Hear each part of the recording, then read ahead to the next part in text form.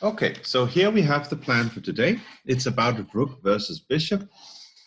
And I've asked the question, is this the sharpest endgame? And to me, this is a very interesting endgame. And I treated this endgame in my book, The Secret Life of Bad Bishops. So the reason why I treated it in this book, which is basically a middle game book, is I wanted to see what happens if the bishop is totally isolated. So I had an endgame chapter with bishop versus rook, and I also had bishop versus knight. So, and a few interesting things in rook versus bishop is that you can get to some basic endgame positions where it's only the rook side that can try to win it. So the question then becomes, is this a fortress or not? So it comes to a standstill. The bishop side is trying to defend, but the rook side can advance on the color opposite of the bishop and then try to break down what looks like a fortress. So that's what I call a fortress-like position. It has come to a standstill, and the question is it a fortress or not? So, and it tends to be one of the two. So either it is a fortress, and if it's not, then it's just lost. So if you are the bishop side, you really have to be careful to let it come to this standstill. So you have to be sure that it is actually a fortress. Otherwise, there's usually a way to break it down and win for the rook side. So that's why we start out in this presentation. I will show some fortress positions with rook versus bishop. Let's say 1 pawn for each side, 1 pawn each, up till 2 pawns, and then 3 pawns each.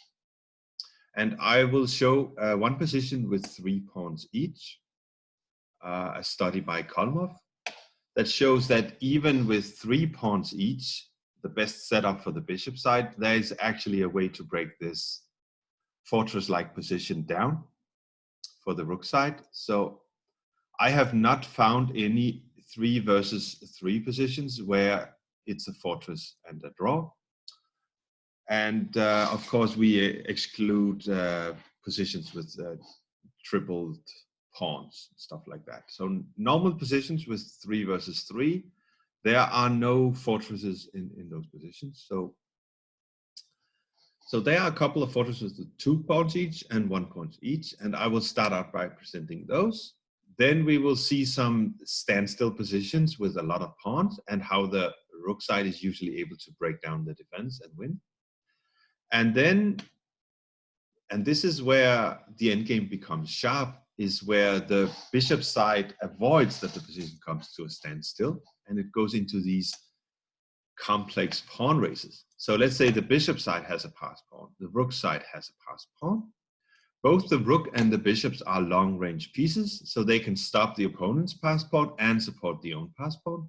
Of course, the rook is the stronger piece, but the picture becomes very muddy when you add the king to the mix, because the king can be a strong supporter of the rook or the bishop. So king, bishop, and pawn can be a strong force. Let's say if the rook side has the king not helping in that race, then suddenly king, bishop, and pawn can be strong. So there is some coordination issue between these very few pieces: king, bishop, pawn, king, rook, and pawn.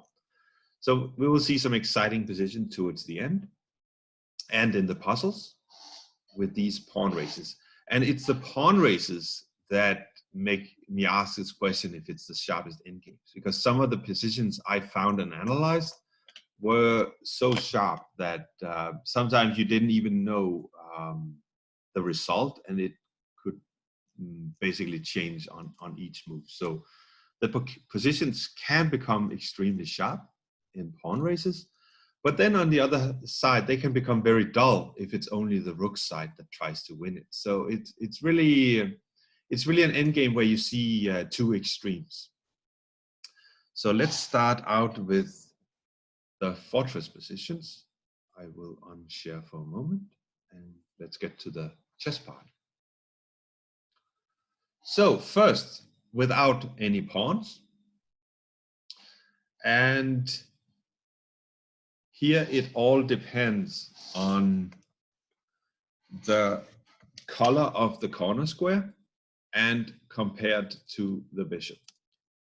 So what do you think here? Do you think this is winning for white or a draw? So let's say white plays a move like this.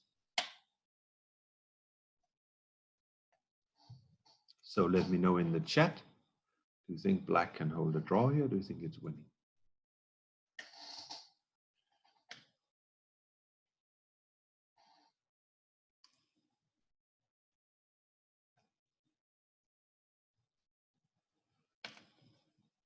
Well, so the bishop is opposite the color here of the corner square, which is great. This is the right corner for the bishop when it's opposite, because now we can play for stalemate. So let's say the bishop comes out. We have to get out so we can give a check to the king. So let's say if then check, bishop goes back. Now white cannot make a waiting move on their back rank because of stalemates. And let's say we have to go all the way out to be able to give a check. If we only go to d6, say, then white can do this little dance of the rook, check, and then play rook d7, attacking the bishop and threatening checkmate. And now we don't have this check on the diagonal. So black is losing the bishop here. So black still has to be careful. But if we get out here and can check, then we don't have any problems. Let's see.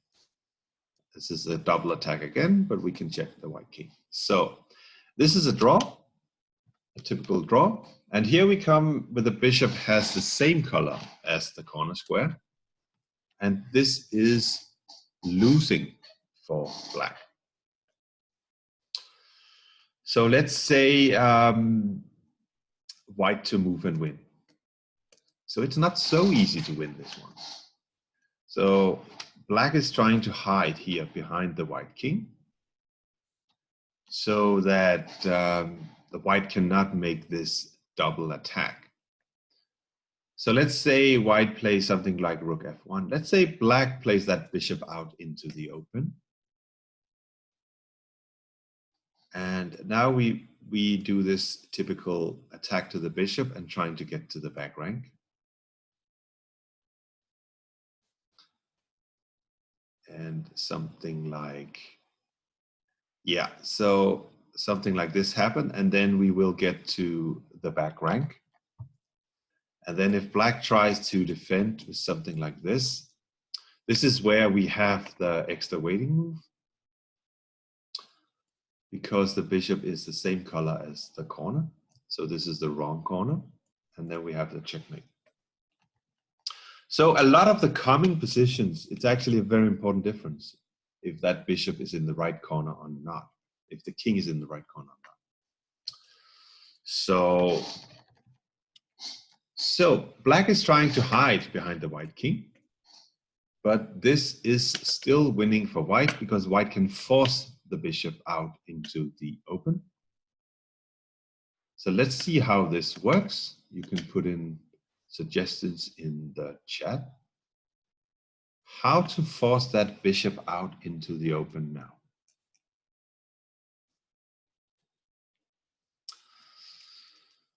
So actually, and out into the open, actually the F file here is enough for the bishop to be out into the open. We also win if the bishop goes to the F file. So the bishop can only try to hide on the G and H file.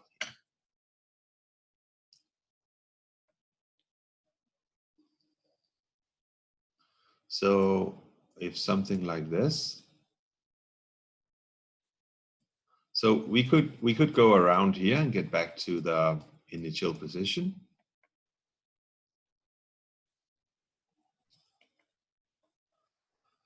So,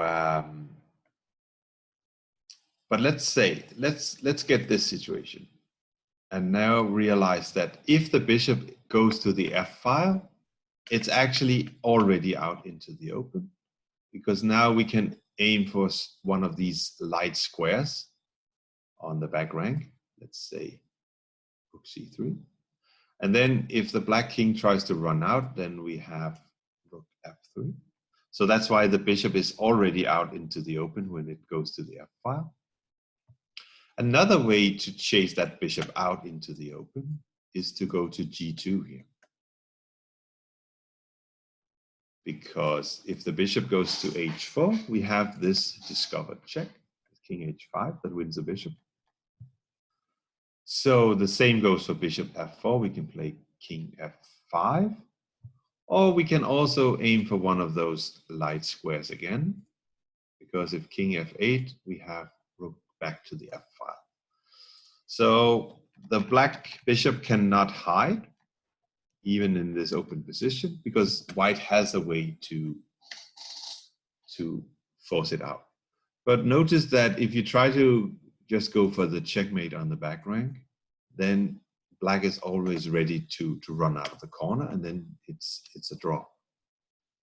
So we have to keep that black king trapped in the corner. So that was positions without a pawn. So let's move on. Now, this is a typical scenario with one pawn each, where the rook side is winning. And there are very few positions with one against one that is a fortress. And this is not one of them. Not only does white have space, but this pawn is a target. The reason why this is interesting is that if white just goes ahead and take this pawn, then of course we have a draw. So white has to be clever before going for that pawn. So first we had to chase the black king far enough away, and then we have to go back and pick up that pawn. And we use the same idea of a double attack. We can attack the bishop, and then we can get the check that forces the black king further away. And then once that happens, we can go back and target the a6 pawn. And the black king is far away from the corner. So this is how it goes. So we also notice that this is the bad corner for the black king because they had the bishop's color. So it is really important, that difference. That means if the king gets trapped in the corner, then we have mating ideas. So let's see if king b8 here. Black is actually in Zugzwang here because moving that bishop, both we can attack it and also threaten a check on the back rank. So bishop has to defend the pawn. So let's say bishop here. We have this typical double attack. Now we can also just take that pawn on a6, but this is mate in a few moves. Mate next move. So that doesn't work for black. So black has to go out. And we have several ways to do this. Now, again, we have this attack to the bishop. That brings us to the d file, and then we can force the black king further away.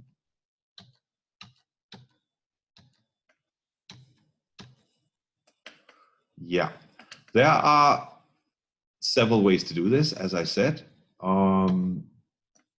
Now we want to make black make a move.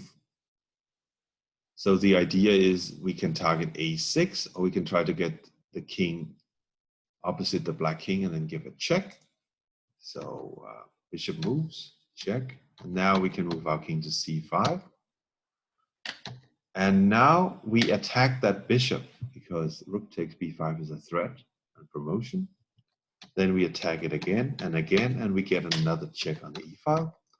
And we can move. We can go on like this until we have the black king far enough away. So notice that this is again a threat to the bishop. So either we have a threat to the bishop or that unprotected pawn. So here's the unprotected pawn, and then a check. And now white is actually ready to target the pawn because the black king is far enough away.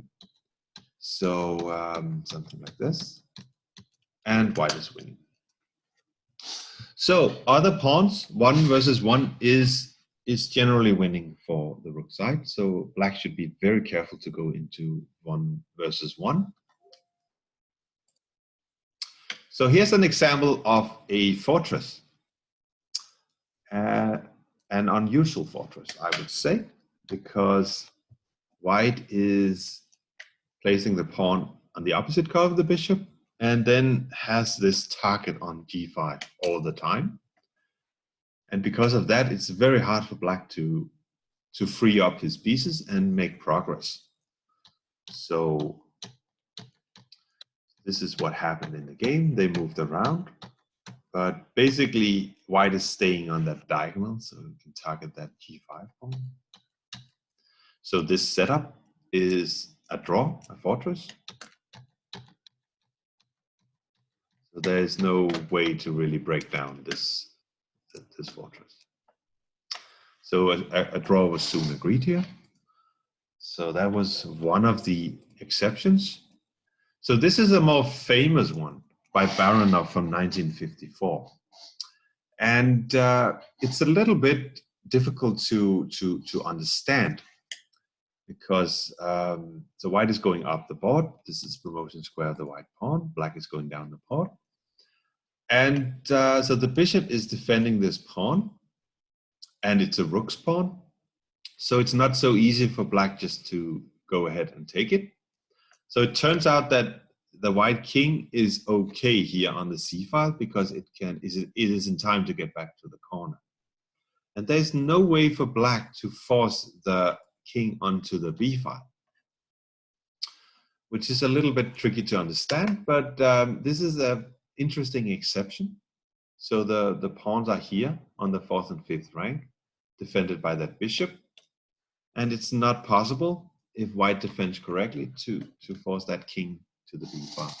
And thus, there is no win if you can't force the king out to the b file. So, so very interesting exceptions, and there really are not many. So this is a real standstill, I would say, because the pawn and bishop are on the same color. So in the sense that the bishop is not attacking anything like in the previous example. So this is a real standstill. Only the rook side can try to improve. And black has total dominance of the light squares here. But as I said, it's not possible to force the white king further away. So it stays a draw. It is a fortress. Okay, so here's another interesting fortress that came about in. This is one of Shirov's games, and it's one of the puzzles, one of the 8 puzzles we will do later. So this is actually a fortress, but there are a little bit special circumstances here because the b2 pawn is weak. So at the right moment, black still has to be careful here. King b3 is an idea to attack that pawn. And also we can try to get to a2 with the king and then put the bishop here, and then b2 will still be a target. So black has a lot of active counterplay against this b2 pawn because that extra space, and so this is not winning for white. So let's try to see a few moves. So here's an instructive moment. It might seem a good idea for black to exchange that last pawn. But even though, let's say the king is close to the right corner because of the bishop, but we are not yet in the corner. And after king c3, black is actually losing. So if the bishop comes out, let's say we have this idea of the double attack, something like this. And we get to the a file, and then there are waiting moves. So that doesn't work. And if king tries to make a move, then we can always give this in between check first and then go up here, for instance. And now black has a problem. This is where we can always go to the a file and make waiting moves. So now black is losing the bishop. So black has to be aware of positions like these. Yeah, but black is aware and stay.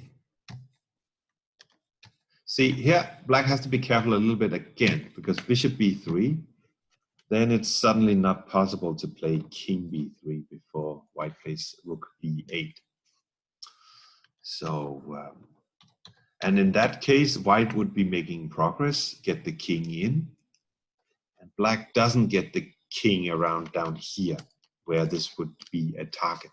So in that case, that would be a real standstill. White doesn't have to worry about the b2 pawn, and then white will slowly squeeze black and win the pawn and win the game. So black has to be alert. So bishop a2. And here we can play king b3. And bishop to b3. And it's white cannot really make progress here, because we can keep attacking that, keep an eye on that b2 pawn. So this is a fortress. But black still had to be aware, so it wasn't an automatic fortress. So it's partly because of black's active position. Yeah, that was one of the few exceptions. Now we get to positions with 2 versus 2. And this is an important fortress. And it's actually important that black has just played a5, because controlling that b4 square is very important. So let's say white expands with b4, then we just take something like this.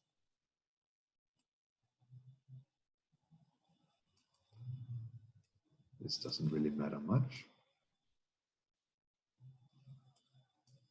So then black would always take. And the main point here is that this pawn controls the c5 square, otherwise the white king would get closer.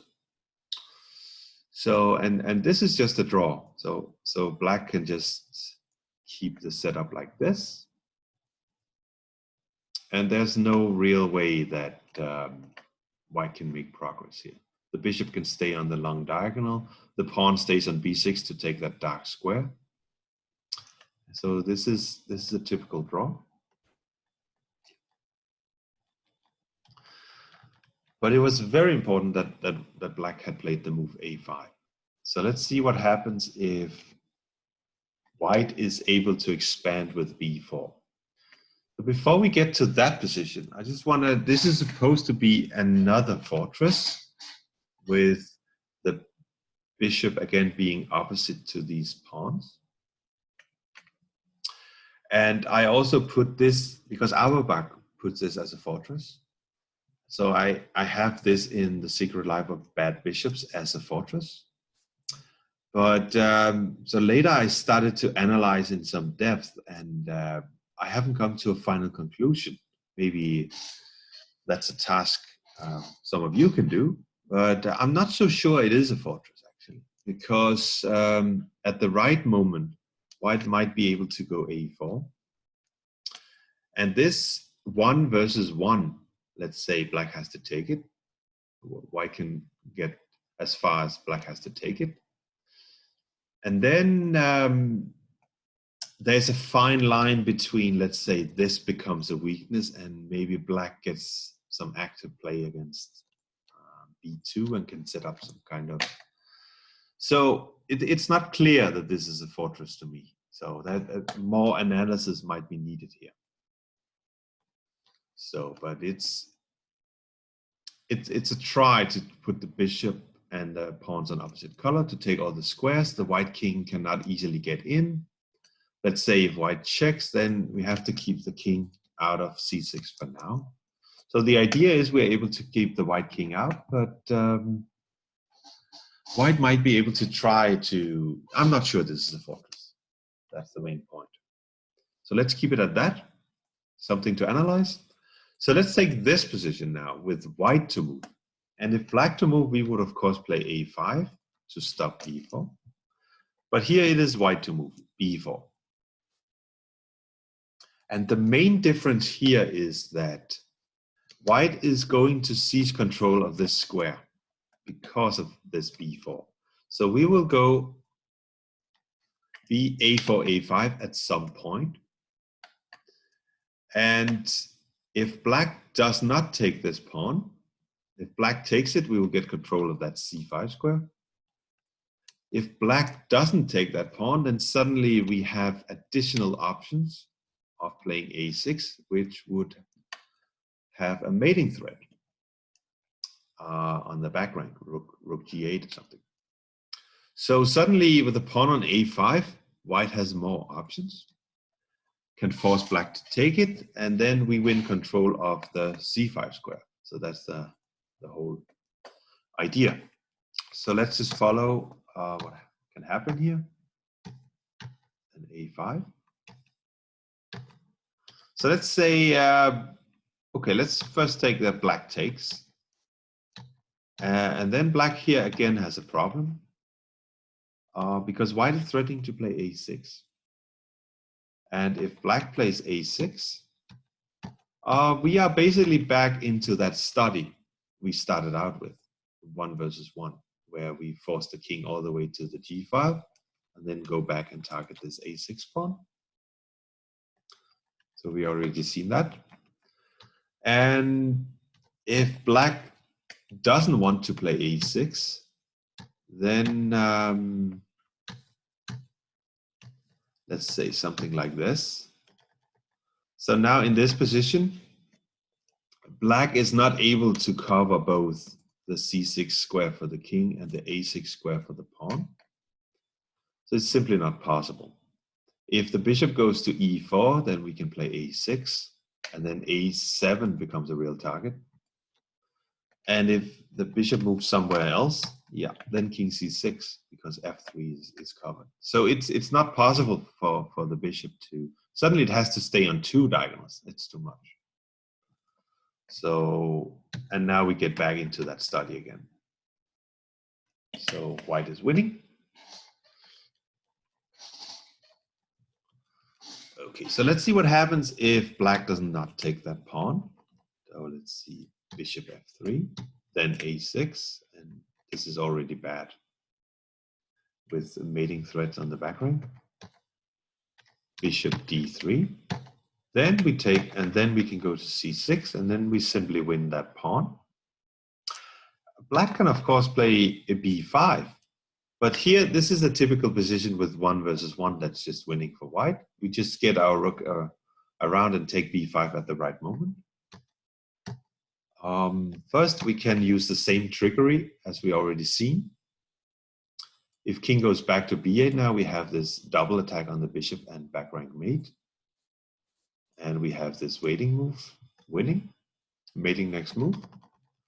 So this check, king has to go out. And now we can simply pick up that b5 pawn. And after we take on b5, black is not able to get to b7, which would be the only square to draw. So this is winning for white. So that really is the main problem after a5. It's the access to the c5 square. There is also another line that I would like to show. So black can try to be clever to play bishop down here and try to get to this diagonal. So trying to stop the white pawn from moving forward. And yeah, trying to stop the white pawns like that. And then if the white a pawn cannot move forward, then black can keep control of the c5 square. So bishop c2. But here, white has b5. And now we can play something like rook to the 4th rank, and then we will play a4 anyway.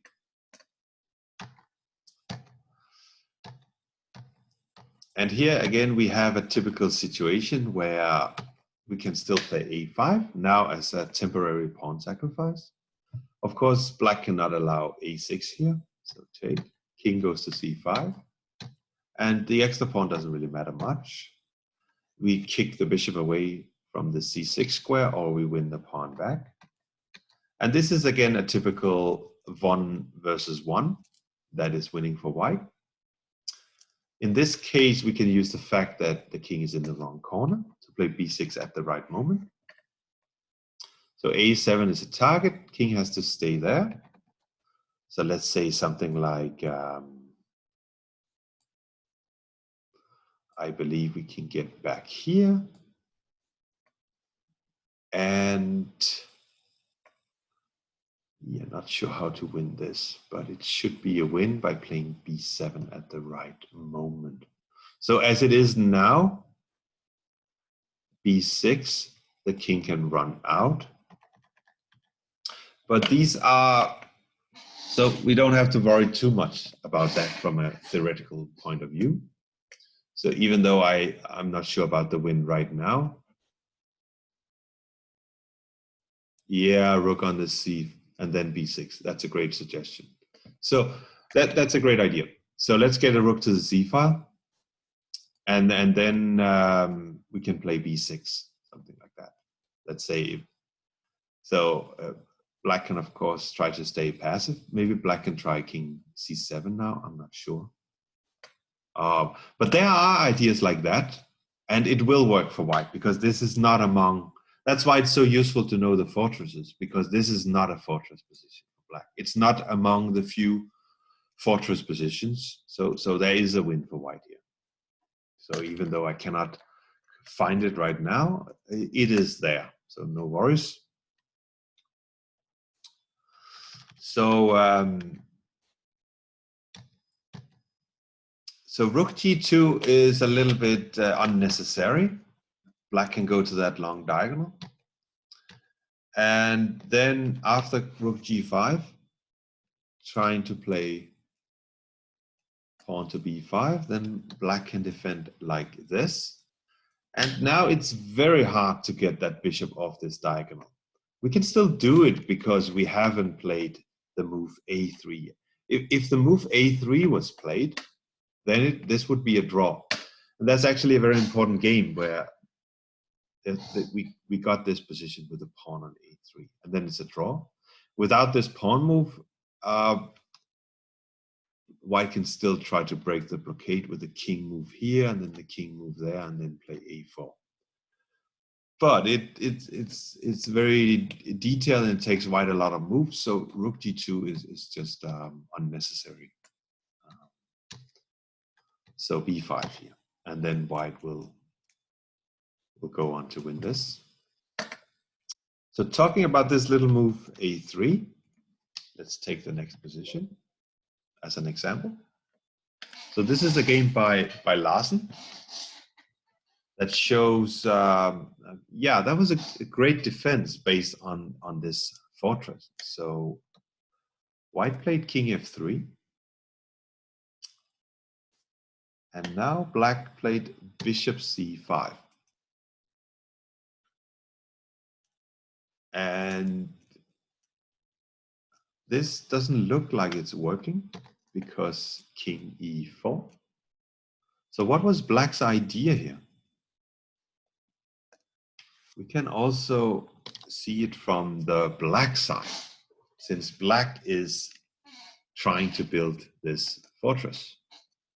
So black to move and build the fortress. How do we do that?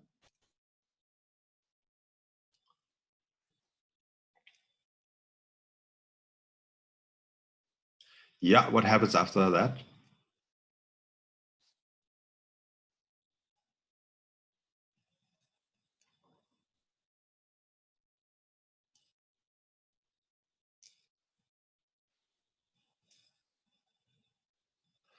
Yeah.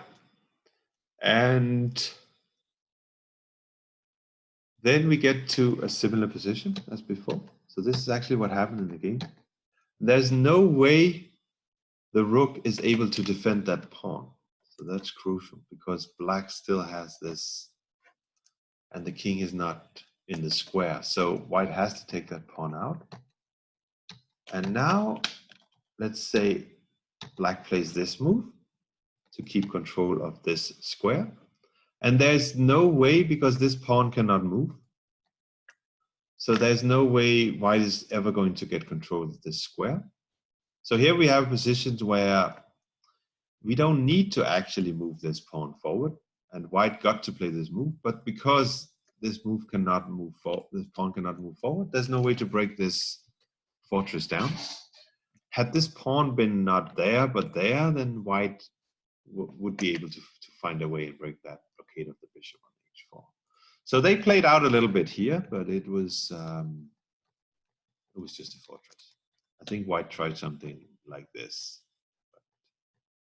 You know, it's just a draw. Black plays g5 at the right moment and eliminates the last pawn, and we have a draw. So nice defense by Larsen going into this fortress. So let's try to move on. Yeah, and we want to see this from the black side. So this is a study by Kolmar from 1973. And it's very important to judge positions with 3 versus 3. Are there any fortresses with 3 versus 3? Sorry, I'll be right back. Something happened there.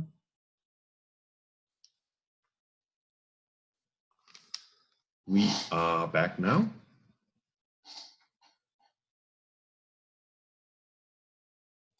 Can you see the board? My screen disappeared there for a moment. Are you able to see everything? Good. So 3 versus 3. So this is kind of the best setup white can try to get. So we have the setup we wanted with, let's say, 2 versus 2. And now we added an extra pawn. But the cooperation of these 2 pawns and the bishop and the king is still keeping the black king out. So what does it matter if we add an extra pawn here? So this is kind of the best setup of 3 versus 3 that white can think of. So no triple pawns or double pawns or anything. But black is able to break this down. So which goes to show us that, well, if this 3 versus 3 doesn't work for white, then there probably aren't any. So that's kind of the proof of this study. So it's very important to analyze. So also the white bishop might be able to there might be a target there. So what white is waiting on that long diagonal. So what black does first is to get that rook to d6. So first black wants to worsen the position of the white bishop. And then when we sacrifice this pawn, the rook on the 6th rank is stopping the white pawn from moving forward. And also we get the position of the bishop to worse square, like b7. So now black is ready, g5. And now it gets complicated. The best defense is to take here, because black is left with a rook's pawn. So that's definitely the best defense. If we take the other line, then h4, and then now black has an f pawn, and that's definitely easier to win with. So it's not so easy to get these pawns forward, mainly because we got this rook on the 6th rank on d6. And so this is a clever. If bishop takes, then we have checkmate. So king moves, and then we have our passed pawn. White has a little bit of counterplay there too, but now we're threatening mate again. And yeah, black is basically first here. So if black keeps that f pawn, it's not so complicated to win. So let's see, the better defense is to take with the f pawn.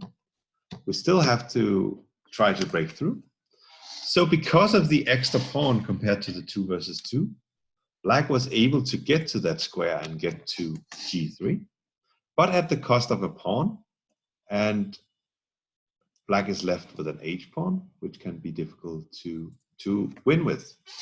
This is usually positions that are difficult to win. Even if they are winning, you need to display some good technique. Okay. Let's just see, it can get to something like this.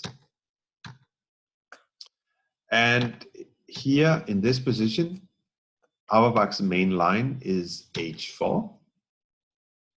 And this pawn is eventually sacrificed. I believe it's possible to win without pushing that pawn too soon. It's always easier to win with an h pawn the further back it is. Because when you start pushing it forward, maybe sometimes we need the king to have some space in front of that pawn. So it's always easier if the pawn stays back for now. So black's idea is, of course, to go rook g3 behind the pawn. So if the pawn moves, we can target it and win it. So white is staying for the time being. But this is, curiously enough, trapping the bishop on b1. So in this position, white has to sacrifice that pawn. Yeah, bishop on the second rank, then is rook b2. Otherwise, there are no squares, so we have to sacrifice that pawn. And here it's convenient that the pawn is not on h4, then white would be able to target it. So black is winning in many ways here, maybe king g5 and get the rook around. So let's see Auerbach's line, because we can also win by just pushing that pawn to h4. So where do we get? We got to this position, h4 check, and rook to g3, and then king to f4. So it's the same ideas, but now this pawn is on h4 instead of h5, which means it can be attacked by the white king. We have the same trapping of the white bishop. It has to play g7. And there, the white king is attacking that black pawn on h4. But we have this trick again of checkmate combined with attack to the white bishop. Rook g2. So this deadly double attack. And black is winning the bishop and the game. So even 3 versus 3 is not a fortress, and I was not able to find a fortress with 3 versus 3. No double or triple pawns, and I suspect there is none. So let's move on. Okay, now we get to positions that are standstill positions with many pawns. And if white ever goes, sometimes white has to try to defend a position like this, but when going into a position like this, white has to be absolutely certain that this is not, that this is a fortress, because otherwise it's losing. So it's either or. So either it's a fortress or it's losing. So this is the kind of positions where black will advance on the dark squares. White can try to put up the resistance, but there are too many pawns and therefore too many targets. So black will eventually break through. So white has an extra pawn here, but even though the extra pawn, black can grab a lot of king space. Maybe we can get the king in here on one of those dark squares. And then exchange sacrifices back to restore material equality is still an option, and then winning the pawn in game. So, but there are also other options simply because there are many pawns and many targets. So this is from a game. I'm not going to play it out here because this is simply a win for black. This is a standstill, no fortress. So we can try to compare with fortress with fewer pawns, and even with 3 pawns, we cannot really. This is not a fortress, and black will break this down. Here's another example. Now let's see. So we can try to play this out a little bit. It's not quite a standstill yet, because black is maybe able to attack this pawn. And okay, black has some counterplay with this protected passed pawn. But let's see a few more moves until it comes to a standstill. This is threatening rook e7. And then we go the other way. Black attacks the pawn. We get our rook in and win the a5 pawn. So this exchange of pawns was great because white got rid of that weakness on a4. And now we have a typical standstill where black is trying to defend, but d5 is weak, and we can find targets over here, maybe two. There are too many pawns on the board. So white will combine the threats, has at least two targets, and will improve the position gradually and break down black's fortress-like position. So this is clear, this is not a fortress. I can quickly go through it just to show. Now white played f5 immediately. Getting that pawn on d5 would be huge. And we have a passed pawn. So white decided simply to go for the h-pawn. Then we have a passed pawn out here. And in this position, black is trying desperately for some counterplay, which is understandable. So, so this is what happened. Then the h-pawn started moving. And then, so here's the problem. There's both d5, and so the principle of two weaknesses here in action. And this is simply too much for black to handle. And now something like this happened, and black resigned. So this was never going to be a fortress. So I found one case here I want to show now. Oh, this is another one that's not really a fortress. So we can see a few moves here. Black is a pawn up, but it has come to a standstill. White will advance on the light squares and then just have to build up and find the breakthrough. So this is what happened.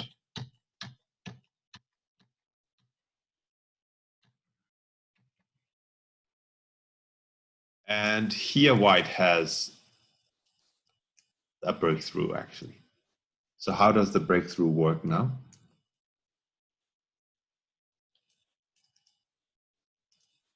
Yeah, exactly.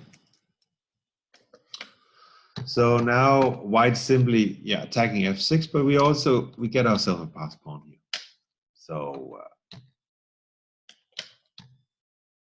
so this is white can wait. So white just improves the king first, and now this counterplay with the f pawn is non-existent. So black resigned here.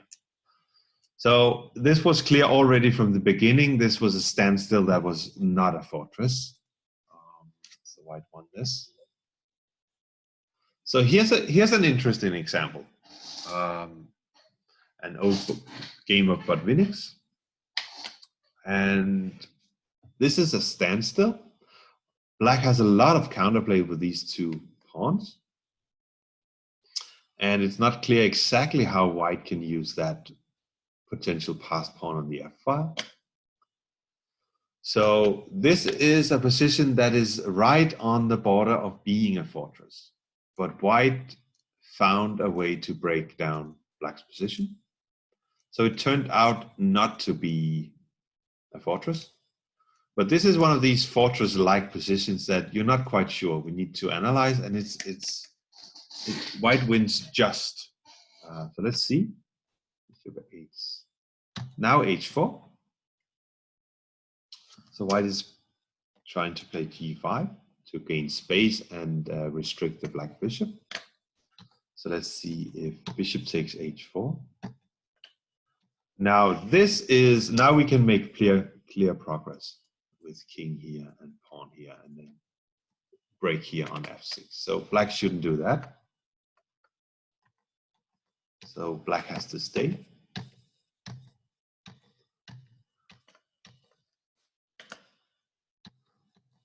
But it's still not easy to see how white can break through. If the king moves forward, then the pawn can maybe suddenly move. So this is not easy for white. So, but we need moves a little bit back and forth. So they get to this position, and here white plays f5. And black can, of course, not allow white to play f6, so has to take. Okay, now we play bishop g7. How does white win after d3?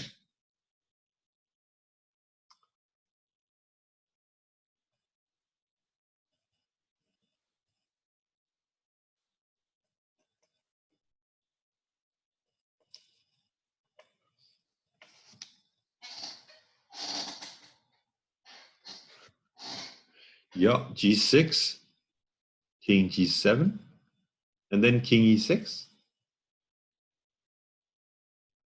I believe king e6, then I can take this pawn, right? And then if you take the bishop, then my passed pawns will be very strong.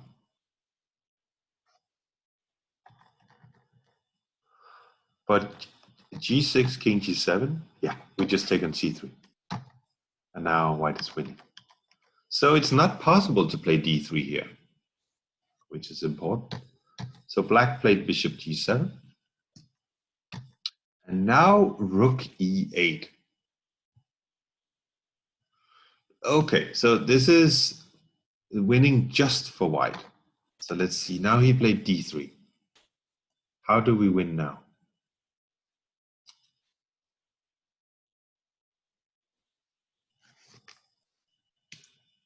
Could also have been c2 in this position. It's the same idea. So let's just look at d3. Yep, g6 and rook e3, the typical double threat. Now bishop d4.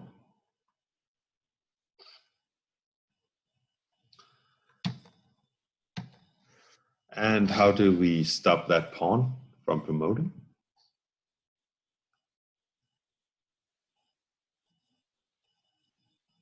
Yep. And here black resigned. Let me just see. Yeah, this is puzzle. This gets into puzzle number 2 when we do puzzles in just 5 minutes. So this was at a time with adjourned games, so they could go home and analyze. And so black just resigned here. So there's no need for white to try to find the winning plan. So first off, we lose the pawn on c2. But then there's one of these positions where it's not so easy to, let's say something like this. It's not so easy to get the king forward, but there is a win for white here. As I said, this is puzzle number 2. So let's see. All right, so here's a last example I want to show. Now we're getting into maybe one of those complex positions where with pawn races, and we're not quite sure. There will be more of those in the puzzles. So black has 2 pawns for the exchange here, and it doesn't look like white has a lot of counterplay going. And there's potential 2 passed pawns over here after f5. So so let's see. White to move can play c4.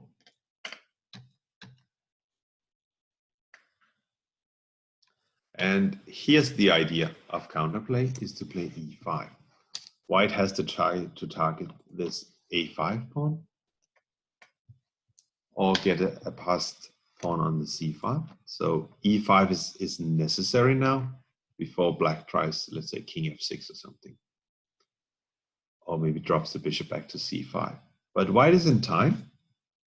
And now the position gets very sharp. Black takes.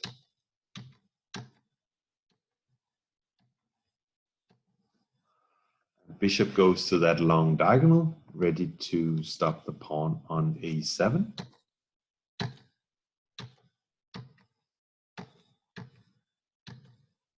Yeah, rook b4, bishop g1 was not necessary. It doesn't change anything. White will eventually have to play rook b7 to win the bishop. So, so this is what happened. So this position, black can set up a fortress here with rook versus 3 pawns, which is very useful to know, because with these 3 pawns, it basically works on everywhere on the board. Right now it's an E, F, and G file, but these 3 pawns could have been on any files, I believe, yeah, with the right setup. So what is the setup for black to draw here? Do you know that?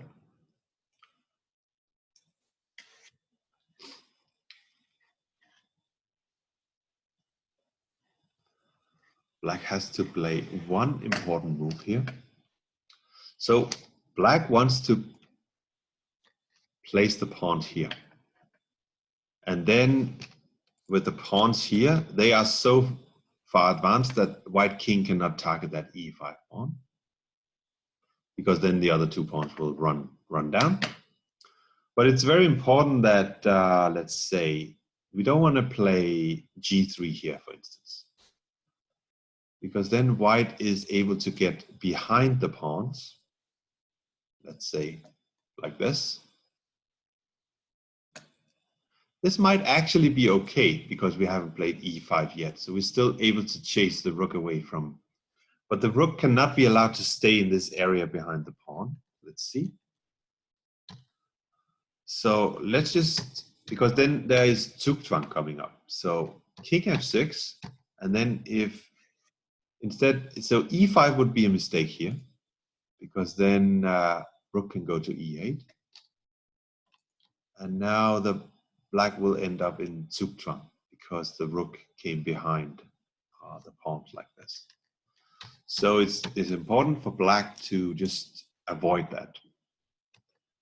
And if black avoids that, then we can set up this fortress.